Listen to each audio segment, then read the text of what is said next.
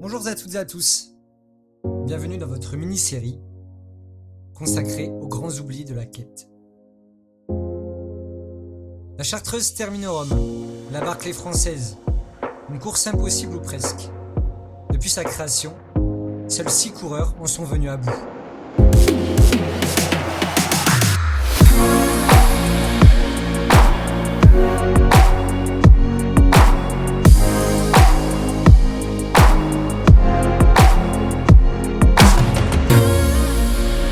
Durant 4 ans, j'ai suivi 9 postulants, jusqu'à raconter leurs histoires. Au détour des sentiers, j'ai croisé nombre de passionnés, d'animateurs de la course, discrets, secrets, sans toujours prendre le temps de partager leur chemin. Choisir, c'est renoncer, mais il n'est jamais trop tard pour bien faire. Je vous propose de retrouver Nicolas, François, Nicolas et Sébastien, de vous laisser porter par leurs réponses, sans une question, brute, au-delà de la quête. J'étais prof de PS, j'ai 3 enfants et je suis un aventurier dans l'âme. Je suis un passionné des sports outdoor en général. Et voilà, je suis un pratiquant assidu du raid aventure et des formats de trail très très longs XXL. J'ai 53 ans aujourd'hui. Moi, jeune, j'étais sur un stade d'athlétisme de nombreuses heures par semaine. J'ai commencé par l'athlétisme. Et donc j'avais une pratique de la course à pied plutôt sprint. Et je m'en suis écarté. Je suis parti sur les sports de plein air variés. Et la course à pied était un entraînement, mais pas. C'était un entraînement complémentaire de toutes mes autres pratiques de plein air. Et puis dans les fin des années 2010, j'y suis revenu. Parce que les efforts en solitaire m'intéressaient. Et donc je suis parti, je me suis remis à m'entraîner un peu plus sérieusement à pied, on va dire, sur de la course à pied. Alors que c'était pas le cas entre mes 30 et 45 ans. D'accord, voilà. Donc c'est plutôt voilà, ça a été ma première activité. Et c'est de nouveau une de mes activités principales aujourd'hui, mais ça n'a pas été le cas toute ma vie. J'en avais marre de tourner en rond autour d'un stade, sur un stade de 400 mètres. J'ai eu envie de changer de vie. J'étais en région parisienne. J'ai eu envie de soleil et j'ai eu envie de découverte un peu avant mes 30 ans. Et voilà. C'est le hasard des rencontres aussi, hein, souvent qui modifie nos pratiques. Moi, j'ai un ami qui m'a fait découvrir un raid par équipe de 2 sur Dijon où on alternait de la course à pied, du vélo et du kayak. Et ça a été un petit peu le coup de foudre et je suis parti sur cette activité de raid multisport aventure. Moi, je suis jurassien, mais j'ai vécu en région parisienne jusqu'à mes 28 ans. Et puis ensuite, j'ai eu envie de soleil. Je suis parti dans le Vaucluse. Donc, je suis dans le Vaucluse depuis 25 ans. Et mais si tu veux, mes racines sont jurassiennes. J'étais venu participer à un trail de Red Light dans les années 2010, mais c'était à peu près ma seule venue. Si j'étais venu en famille une fois un week-end, non, j'avais une méconnaissance totale de la Chartreuse. Et c'est vraiment la Terminorum qui m'a fait découvrir ce massif. Pour être franc, c'était surtout la Barclay qui me faisait rêver. Et quand j'ai voulu m'inscrire à la Barclay, j'ai essuyé un échec à ma première demande. Et je me suis dit que fallait pas que je reste là-dessus et qu'il fallait que je teste la version française. Et voilà. Donc c'est un peu comme ça que je me suis inscrit sur cette Terminorum en 2023, en me disant que ce serait une super préparation pour la Barclay. Et je t'avoue que quand je regardais les premières éditions, ça me paraissait infaisable. Et voilà, je m'étais pas engagé sur la Terminorum les premières éditions parce que ça me paraissait à lire, à observer les résultats, je me disais que c'était un chantier impossible. Et voilà, donc j'étais plus parti sur la Barclay dans un premier temps. Dès la première édition, j'ai suivi comme un observateur intéressé et je regardais chaque année un petit peu comment ça se passait, les résultats, d'autant que des coureurs qui participaient, je les connaissais bien. Par exemple, David Baranger, c'est un copain qui fait du raid, donc je suivais un peu et avec comment te dire un gros point d'interrogation en me disant mais cette course, ça va même pas au-delà du 3e tour. Voilà, je me disais mais en fait c'est un tort des géants en orientation et le timing annoncé me paraît impossible. Voilà, c'était mes réflexions à l'époque. Oh, bah parce que c'est tout ce que j'aime en fait. C'est une aventure, c'est en orientation, c'est hors des sentiers. Voilà, c'est un grand jeu. En fait, moi, ce que j'aime dans le raid d'aventure, c'est que c'est un jeu au final, quoi. C'est hyper ludique. Alors, c'est étonnant de parler de courses ludiques sur des durées aussi longues, mais pour moi, voilà, à chaque fois que tu trouves une balise, à chaque fois que tu trouves une coupe pour gagner du temps, bah c'est jubilatoire. Moi, c'est ce que j'aime. Alors dans le raid aventure, on est en équipe. J'adore aussi ce partage. Sur une Barclay, sur une Terminorum, on est aussi en équipe au final.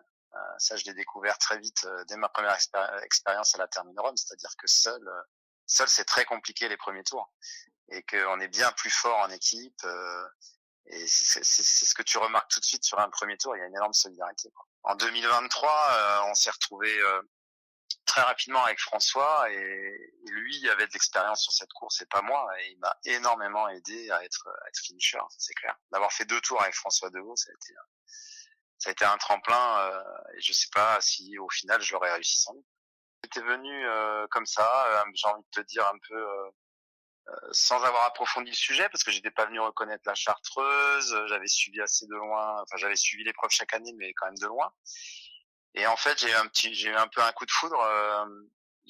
Puis bon, la PN a été tellement énorme, tu vois, j'étais le premier finisher, ça m'a marqué au fond. Et puis c'est un peu quand tu participes à une course comme ça, c'est comme la Barclay, tu rentres dans une famille et c'est pas évident ensuite de pas être présent. Tu vois, en 2024, j'y étais pas, je suis pas venu et j'ai suivi la course, mais là pour le coup, mais non-stop.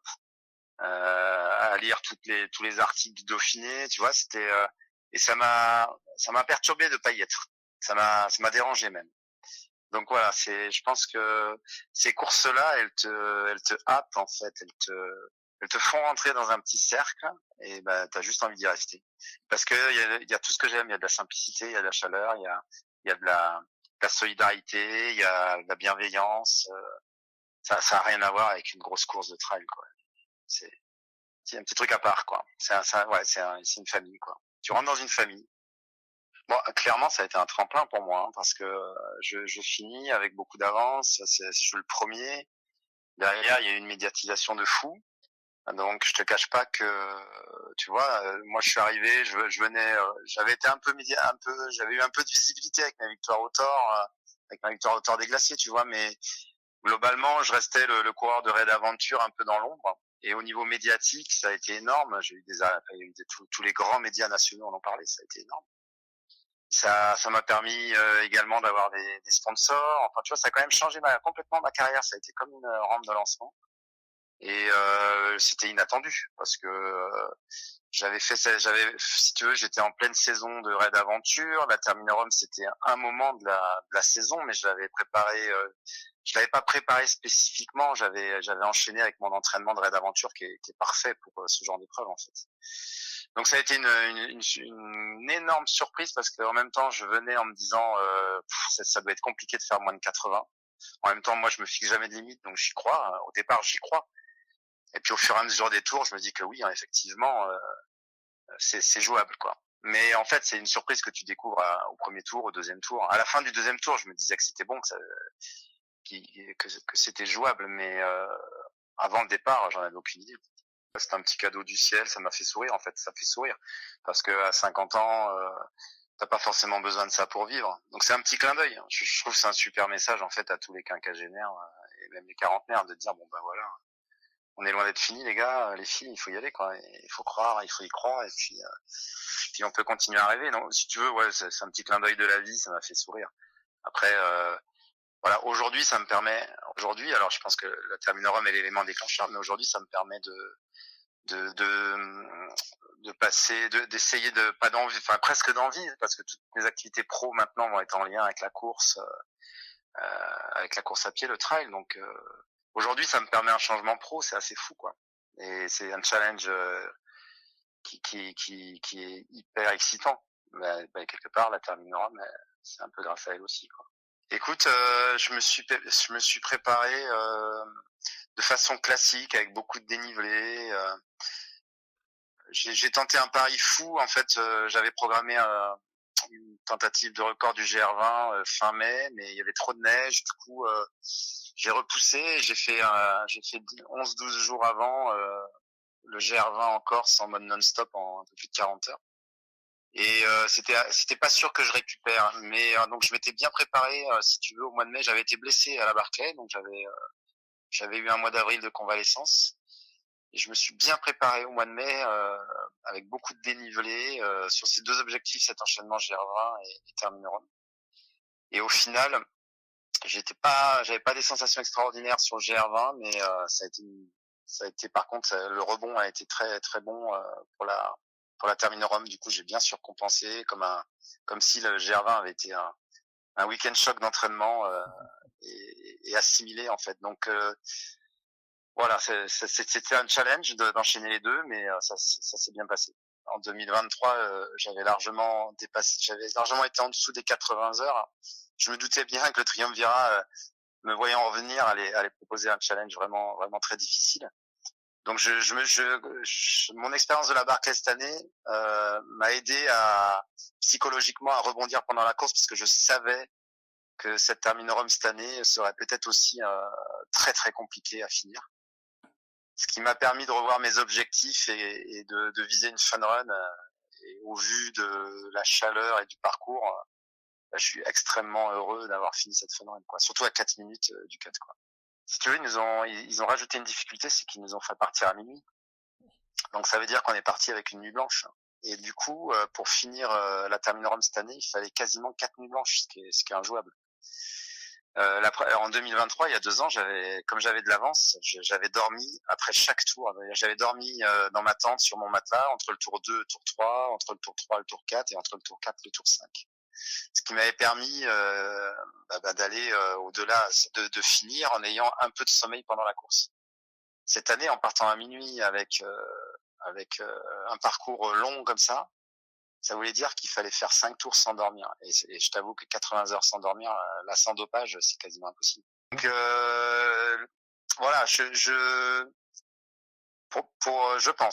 pense qu'avec un niveau physique comme j'avais cette année, un départ en fin de nuit et une chaleur moindre, c'est peut-être envisageable. Voilà. Mais ça fait beaucoup de si.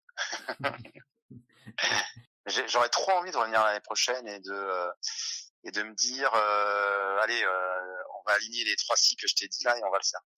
Sauf que j'ai envie aussi de faire une traversée des Pyrénées en mode record, et le mois de juin c'est idéal. Je veux faire la PTL pour la première fois aussi, la petite trotte à Léon l'année prochaine. Et en fait, tu peux pas tout caser dans une saison de 3-4 mois d'été où il y a tellement de projets denses. Donc écoute, c'est encore en réflexion. Je reviendrai un jour à la Terminerum quand je sais pas, mais voilà. En tout cas, si je reviens pas, je vais suivre ça effectivement. Je te répondrai pas la même chose pour les 2 éditions que j'ai faites. Ouais. En 2023, la Terminerum, c'était plus un trail orientation pour moi, c'est-à-dire qu'on était essentiellement quasi tout le temps sur des chemins et des sentiers, même assez courants. On pouvait avoir une bonne moyenne de course.